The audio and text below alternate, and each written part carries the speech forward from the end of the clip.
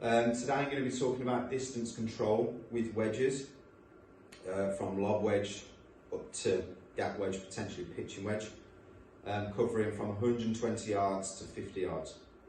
Now there's one way I would recommend to do this that is very consistent. It's done through 3 different positional positions in our backswing. So position 1 is hands to hips, position 2 hands to shoulders, position 3 full swing. Now for myself, I've got a lob wedge here. We always start with a high lofted club to get our distances, and it will work in a ladder format, which I'll show you in a second. Position 1 hands to hips for me. Now this is me personally, this can differ. Obviously different swing speeds will produce different yardages. But for me, hands to hips is between 50 and 55 yards.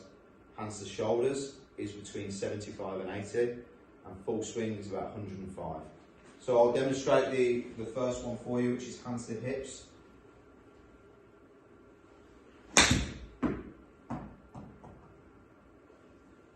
So there you'll see it landed, I think, 52 yards, 51 yards, so that's pretty perfect. Hands to shoulders, between 75 and 80 yards.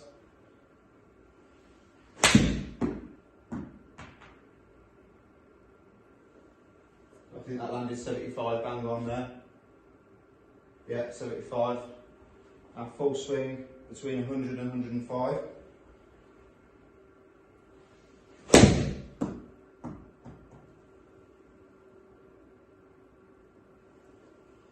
So that's landed, I think, 104, which is pretty perfect. So as you'll see here, hands to hips, hands to shoulders, full. I've just explained those with the lob wedge. Now as you'll see, as we work through the bag, we've got sand wedge and gap wedge.